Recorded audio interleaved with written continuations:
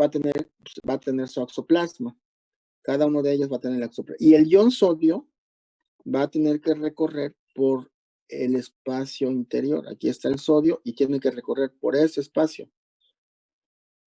Por ese espacio. Una vez que se generó el potencial de acción, el sodio difunde y tiene que ir por el axoplasma. También tiene que ir, por supuesto, por aquí, el axoplasma. Obviamente el axoplasma tiene todos los componentes que tiene la parte celular en el citoplasma, ¿no? El citoesqueleto, el hialoplasma, las estructuras propias de, digamos, los túbulos ahí que forman parte del sistema de transporte, en fin, todo lo que parte tiene el axoplasma. Entonces, pregunta, ¿generará alguna resistencia el diámetro del tubo axonal al flujo del sodio? Sí. Sí. Sí, claro, por Sí. supuesto. ¿Cuál va a tener mayor resistencia y cuál va a tener menor resistencia? En el grande la difusión va a ser más lenta, ¿no? Y en el... No, en el grande, a ver, espérame, primero la pregunta es la resistencia. ¿Cómo es la resistencia? En este de diámetro mayor, ¿cómo es la resistencia? ¿Es mayor la resistencia al flujo o menor la resistencia al flujo? Menor. Es menor. Es menor la resistencia al flujo. Entonces la resistencia axonal aquí es menor. Hay mucho espacio y entonces el ion puede fluir sin ningún problema. ¿Y cómo es la resistencia axonal en el azul, en el tubo azul?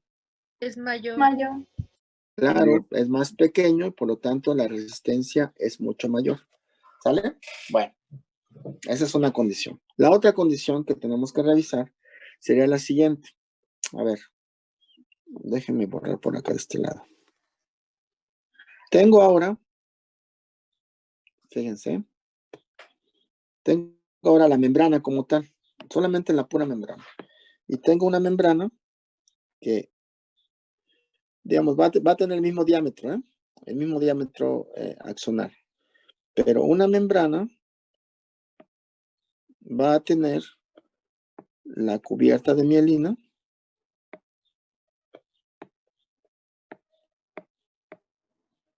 Aquí así. Y aquí así. Y la otra no va a tener la cubierta de mielina. O sea, esto sería con respecto a la resistencia que pone la membrana. La resistencia que pone la membrana con respecto al flujo iónico. ¿Sale? A ver, ¿dónde tendrá mayor resistencia la membrana al flujo iónico y dónde tendrá mayor y menor resistencia al flujo iónico, las membranas? Más en donde está la vaina de mielina. Mayor en donde está la vaina, ¿no? ¿Mayor resistencia donde hay la vaina de mielina? No, porque el área de membrana es menor. ¿Porque el área de membrana es menor? A ver. A ver, pónganse de acuerdo para que me digan. ¿Dónde hay menor resistencia de membrana? ¿Arriba o abajo? Abajo. Abajo. Aquí hay menor resistencia de membrana. ¿Por qué habría menor resistencia de membrana aquí? ¿Se refiere a la resistencia de los iones que van dentro o de los que van de afuera hacia Ahora, adentro? no. Ya estamos hablando del flujo iónico que tiene que ver con la conducción del estímulo nervioso. Esto que estamos hablando tiene que ver con la conducción del estímulo nervioso, que aquí ya dijeron varias cosas, ¿no? Con respecto al tamaño y la velocidad, pero estamos explicando por qué razón ocurre eso. Yo tengo que hacer que el ion sodio fluya a través de ese espacio. Vean, la resistencia axonal ya no es digamos, no es algo que varíe, porque es tiene el mismo diámetro, ¿no? Entonces yo estoy preguntando ahora si la resistencia en la membrana influye para que el flujo del sodio sea más rápido o sea menos rápido. Entonces dicen, algunos compañeros dijeron que la resistencia en la membrana hacia el flujo axonal es menor en el caso de la membrana que no tiene mielina. Y yo entonces debo suponer que la resistencia en el caso de la vaina de la membrana que tiene mielina va a ser mucho mayor. ¿Están de acuerdo con eso? Sí. ¿Sí? Sí. Ver, pregunta. Es que Sí, dime. Según esto, la conducción, bueno, la conducción era más rápida cuando la fibra tenía mielina, entonces la resistencia debe ser menor cuando tiene mielina. ¿Por qué sería menor la resistencia cuando tiene mielina? O sea, Es que es menor. estás cambiando acá, ¿no? Y es que la resistencia es menor. ¿Cuál de estos dos será correcto?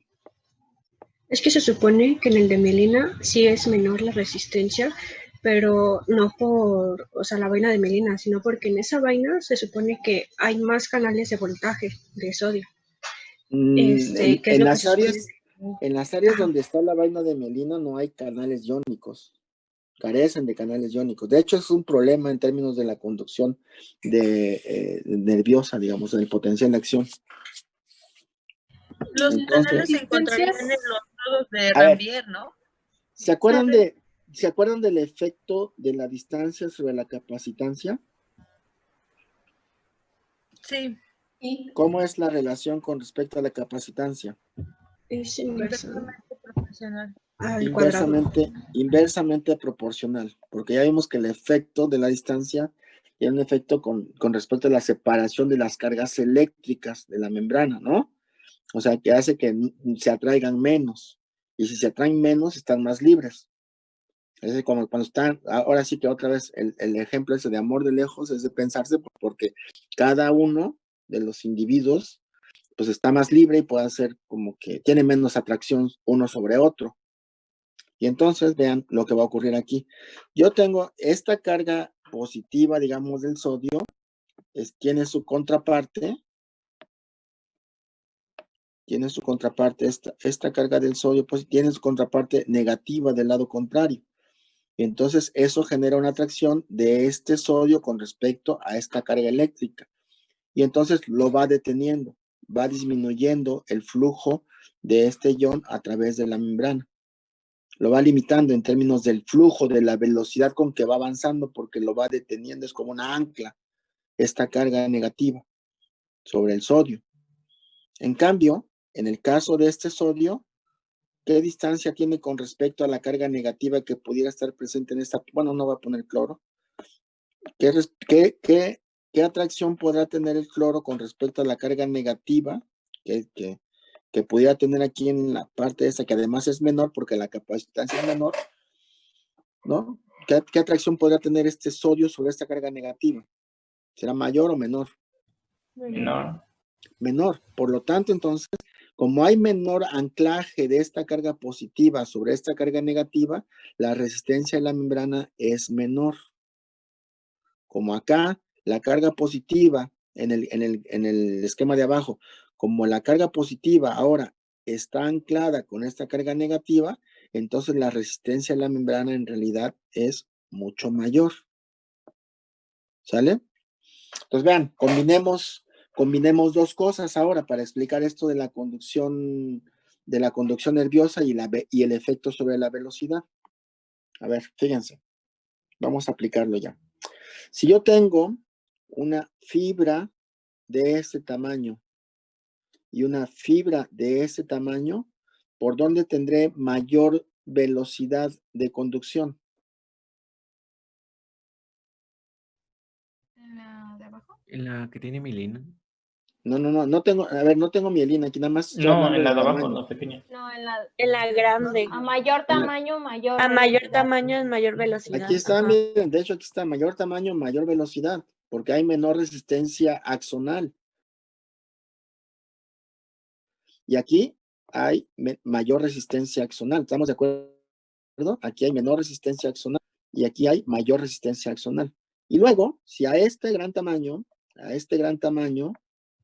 le agregamos una vaina de mielina aquí, ¿qué pasa con la resistencia de la membrana?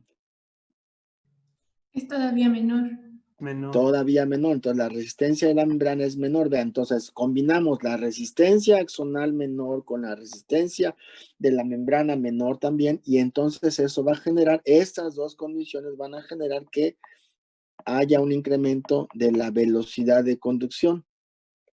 Mientras que si ponemos membranas, axones pequeños sin mielina, ¿cómo va a ser la velocidad de conducción? Súper lenta. Lenta. Muy, Va a muy ser lenta. mucho más lenta. Va a ser mucho más lenta. Y entonces, eso cómo se explica, cómo lo explicamos ahora entonces en términos de la velocidad de la conducción.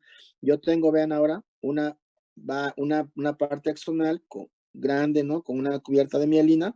Desarrollo aquí el potencial de acción, y entonces como parte del potencial de acción es el ingreso del sodio a nivel axonal, este fluye rápidamente hacia el siguiente espacio. Y en el siguiente espacio, además, tengo una disminución de la capacitancia por la presencia de estos canales iónicos, y entonces hago que el potencial de acción se regenere aquí con mucha facilidad. Desarrollo un potencial de acción aquí, volví a desarrollar un potencial de acción en el siguiente segmento de la membrana. Aquí el sodio va a ingresar nuevamente y fluye hacia el siguiente nodo de Rambier. Aquí, obviamente, aquí se tiene que cerrar el circuito con la salida de potasio y después con la recuperación de las concentraciones de iones a su nivel normal, para que entonces estén disponibles hacia un nuevo potencial de acción. ¿Me explico? O sea, cada nodo de Rambier, entonces, aquí tengo, vean, tengo mi nodo de Rambier. Cada nodo de Rambier deberá contener necesariamente los canales iónicos o las proteínas necesarias para desarrollar el potencial de acción. ¿Cuáles son? Pues el canal de voltaje para sodio, el canal de voltaje para potasio y la bomba de sodio, potasio, ATPase. Estas proteínas solamente van a estar en los nodos de Rambier para recuperar el potencial de acción. Y eso hace que la velocidad de conducción en este tipo de fibras con diámetros elevados y cubiertas de mielina muy grandes, pues viajen a grandes velocidades. Y en cambio, para membranas, ¿no? Membranas amielínicas, axones amielínicos, pues entonces yo tengo aquí, se genera, aquí tengo la parte sensorial, ¿no? La parte sensitiva, desarrollo aquí el potencial de acción, y entonces como metí el sodio aquí, y entonces tengo aquí una alta resistencia axonal y una alta resistencia en la membrana, pues entonces la velocidad de conducción va a caer de manera importante. De tal manera que entonces el flujo del ion aquí tiene que ir generando potenciales de acción en cada segmento de la membrana. Por lo tanto, la velocidad de conducción se hace mucho más lenta, ¿no? Aquí la velocidad va a ser más lenta. Y en cambio, en fibras gruesas, donde disminuimos la resistencia axonal y disminuimos la resistencia a la membrana, la velocidad va a ser mucho más rápida. Ahora, también entonces debemos entender aquí en el caso de la fibra amielínica, que esta fibra amielínica en cada segmento de la membrana, o sea, aquí hay un segmento, aquí hay un segmento, aquí hay otro segmento, aquí hay otro segmento, ¿no? Cada segmento de la membrana, ¿qué debe contener cada segmento de la membrana para que pueda desarrollar el potencial de acción? Claro, los Tendría que canales. tener a los canales de Canales. sodio, los de potasio, y Potasio. la Claro, bomba. debe tener los canales correspondientes para sodio, canales para potasio y por supuesto la bomba de sodio, potasio, ATPasa para que pueda desarrollar de manera eficiente pues los potenciales de acción, pero la velocidad de conducción pues es mucho menor. ¿Por qué razón? Pues porque ya vimos acá que aumenta, en este caso, la capacitancia en cada segmento de la membrana está elevado, mientras que en la fibra nerviosa la capacitancia está disminuido. La discapacitancia está disminuida y eso hace que entonces, se pueda conducir el impulso nervioso de manera importante. Ahora, también aquí, por ejemplo, la resistencia, ¿cómo está la resistencia aquí en esta posición? Está aumentada, ¿no? ¿Por qué está aumentada? ¿Por qué decimos que está aumentada la resistencia? Porque el ion sodio que está fluyendo por aquí no puede salir a partir de esa resistencia. ¿Quién genera esa resistencia? Lo genera pues la vaina de mielina, que es un aislante eléctrico. Entonces la vaina de mielina es la responsable de generar la disminución de la capacitancia y un aumento de la resistencia ¿no? En esa zona para evitar que el ion pueda salir. Ahora, me refiero a la resistencia en términos de la salida del ion como tal, ¿no? Porque ya sabemos que con respecto a la resistencia a la es diferente a la resistencia a la membrana y la resistencia axonal. ¿Sale? Muy bien, ahora fíjense la importancia de esta condición que seguramente ya la deben de ir pensando ustedes. Yo tengo una fibra mielínica y esta fibra mielínica tiene aquí su cubierta mielínica, pero digamos por alguna razón la parte mielínica que debería ir en esta parte, en esta sección, pues no está, no desapareció por alguna razón. ¿Cómo se hace el flujo del ion bajo esas condiciones? El flujo del ion viene aquí, ¿no? Y aquí desarrolla el potencial de acción nuevamente, vuelve a meter el ion sodio aquí en esta posición, fluye a partir de esto, pero no tenemos el aislante eléctrico. ¿Qué puede pasar con el ion de sodio? Que vuelve Se a lentifica. Sale, ¿no? Puede salirse. Puede salirse. Y entonces al salirse el ion de sodio, pues entonces implica que el sodio que debe generar el estado de despolarización que permite el desarrollo de un potencial de acción aquí no llega con la suficiente cantidad. Por lo tanto, ¿qué le pasa al potencial de acción entonces aquí? Ya no se transmite el impulso, ¿no? Exactamente, entonces se pierde aquí la conducción de la señal nerviosa. Entonces, la importancia de la mielina es generar esa resistencia en la membrana para evitar que los iones puedan salirse de ahí digamos, sí, evitar. Si se salen, pues entonces ya no conducen el potencial de acción de manera importante. Bueno, a esta condición de generar un flujo continuo del sodio, digamos, de manera larga, ¿no? O de manera grandes longitudes, se le llama constante de longitud. Esta constante de longitud es mucho mayor para fibras mielinizadas. Digamos, si tiene una constante de longitud elevada, ¿no? Pues quiere decir que el flujo del ion va a ser mucho más rápido a través de la parte axonal. Si tiene una constante de longitud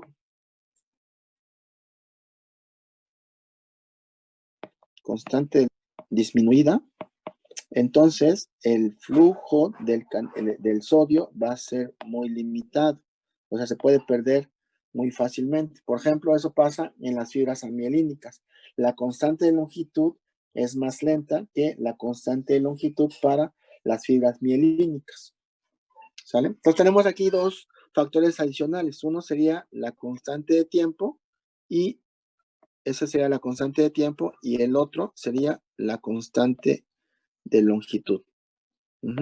Ambos factores miden la velocidad la generación del potencial de acción y por otro lado la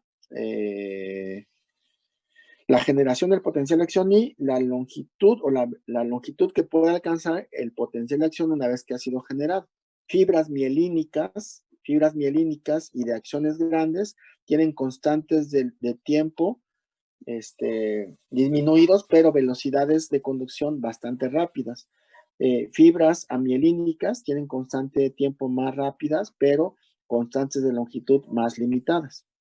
Y esto lo podemos ver en términos ya de las velocidades que desarrollan los tipos de fibras nerviosas. ¿Tienen ese cuadrito, chicas? Sí. Hay un cuadrito que viene ahí las velocidades de los diferentes tipos de fibras nerviosas. Ok, aquí las podemos ver, sí. Aquí están, listo.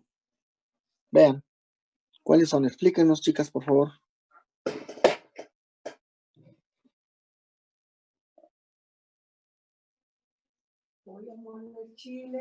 No, espérese. Chicas, explíquenos esta tablita entonces. Sí.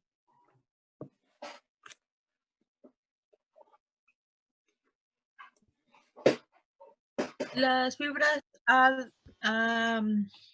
delta. Aquí. Sí, esta puede ser esta o puede ser la otra, no hay ningún problema. Ajá. Bueno, hicieron una clasificación que, como ya se los habíamos mencionado, primero era en base a la velocidad y eso Sí. lo relacionaba con el tamaño y la ausencia o no, y la presencia o ausencia de la mielina. También hicieron otra clasificación que también consideraba tanto a las de velocidad de conducción rápida como lenta, y tanto a las sensoriales y motoras como solo sensoriales. Y esta clasificación fue establecida por Erlanger y Pasquier y las clasificaron con las letras A, B y C. Y en las sensoriales las denominaron con los números romanos del 1, 2, 3 y 4. Y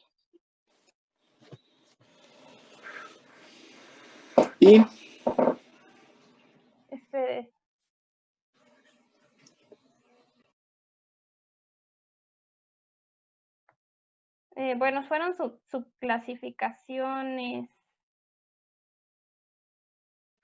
Bueno, lo que te ayudo aquí para que no te compliques, ¿no? Digamos, en términos de lo que acabamos de revisar, ¿no? Es que, por ejemplo, fibras con diámetros muy grandes. A ver, pásame la siguiente tablita, por favor, ahorita regresamos a esta. Pero vean, las fibras que tienen los diámetros, vean, el diámetro de las fibras alfa, ¿no? Es muy grande y además tiene mielina. Entonces, ¿qué esperan encontrar con respecto a la velocidad de conducción de este tipo de fibras? Pues que sea muy rápida, ¿no? Muy rápida. Y en cambio, va disminuyendo el diámetro, vean, cada vez va siendo menor y por lo tanto la velocidad de conducción también va disminuyendo de manera importante. Vean, en el caso del dolor agudo, tenemos a las fibras A delta. Ahora vean, aquí hay una cuestión interesante que nos va a servir más adelante, ¿no? Por ejemplo, las fibras A alfa y las A gamma van a ser fibras que están asociadas a la función motora. Las alfa y las gamma, ¿ve? Uso muscular y las fibras motoras directamente, ¿no? Las dos son motoras, de hecho. Las dos son motoras. Las fibras A alfa son motoras y las fibras A gamma son motoras, son motoneuronas. Solamente que en el caso de las fibras A alfa están asociadas a el músculo en la parte extrafusal y las gamma están asociadas a las fibras intrafusales. Esto es lo que forma las fibras intrafusales. Y entonces también están mielinizadas, pero el diámetro es diferente, ¿ven? Por lo tanto, la velocidad también es diferente. Ahora, una pregunta que nos va a servir un poquito más adelante. Si yo tuviera que despolarizar la membrana de estas células, ¿cuál de estas membranas se despolarizaría primero? ¿Las gamma o las alfa? Las gamma. Las gamma. Porque son más pequeñas, efectivamente. Y después se despolarizarían las fibras alfa. Esto tiene una importancia fisiológica grande porque, digamos, en términos de la contracción muscular, primero se tiene que modificar la fibra intrafusal y después se puede modificar la fibra extrafusal, que es la que, digamos, comprende la mayor parte del músculo esquelético. Y entonces, seguramente después lo vamos a tener que revisar con más cuidado, ¿no? Entonces, eso tiene que ver con los procesos bueno, la velocidad está relacionada con el diámetro, ¿no? Y a menor diámetro, menor velocidad. Menor diámetro, menor velocidad. ¿Por qué razón? Por lo que ya hemos dicho en términos de aumentar la resistencia axonal y aumentar la resistencia de la membrana. Y a partir de esa modificación se modifican las constantes de longitud y las constantes de tiempo, por supuesto. ¿Sale? Muy bien. Ahora, cada una de estas, por supuesto, cada una de estas fibras está asociada a funciones de manera particular. Aquí digamos que está muy limitada en términos de qué tipos de fibras se utiliza cada uno de ellos, ¿no? Pero hay algunas tablitas donde vienen mayor descripción en términos de qué fibras conducen qué tipos de estímulos, por supuesto. ¿Alguna duda aquí, pregunta o algo que quieran aclarar? También tendríamos estas serían de fibras de tipo sensorial y motor, ¿no? Y solamente tenemos las fibras, y tenemos la otra clasificación que sería la de solamente fibras sensitivas. ¿Me regresas lo anterior, por favor? Ok, entonces cuando son solamente sensoriales, igual tenemos una distribución a lo largo de diferentes estructuras, ¿ven? En el caso de los usos musculares, vean, solamente son sensoriales en los usos musculares, que son en las fibras intrafusales. Esto quiere decir que están en la parte intrafusal y son grandes. Las 1B en el tendinoso de Golgi. Las 2 son aferentes secundarios de los usos musculares, también vamos a tener ahí en tacto y presión también. La 3 en diferentes condiciones, van diámetro pequeño y la velocidad de conducción es mediana. Son más o menos parecidos, son los equivalentes a cada una de esas clasificaciones. Más o menos equivalentes. Y por último tendríamos las nociceptivas, las sensoriales nociceptivas que se ubican en esta categoría, que serían para el dolor, temperatura, ¿no? Olfato, aunque aquí, digamos, en el caso del dolor y temperatura, serían las fibras nociceptivas para esas condiciones. Tienen diámetro pequeño, no tienen mielina, aquí está, dice, no tienen mielina y por lo tanto la velocidad de conducción es muy lenta. Del dolor nociceptivo o la temperatura nociceptiva, que además hay una clasificación adicional ahí para cada una de estas cosas. Muy bien, chicas, ¿qué más tenemos de esto?